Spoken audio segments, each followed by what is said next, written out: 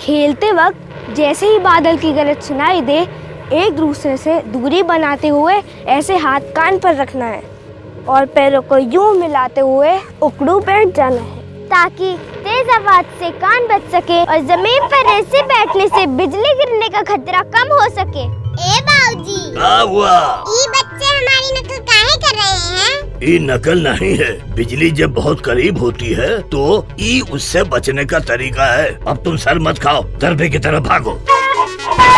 जब भी बादल की गरज सुनाई दे और आसपास कोई मजबूत छत वाली जगह न दिखाई दे तो तुरंत कान पर हाथ रखकर और एड़ियों को जोड़कर बैठ जाएं और ध्यान रखें एड़ियां जुड़ी हुई हों। बिजली का खतरा ऊंचे पेड़, बिजली के खंभों, तारों और पानी में ज्यादा होता है, इसलिए इन सब से दूर रहें। तैयारी में ही समझदारी।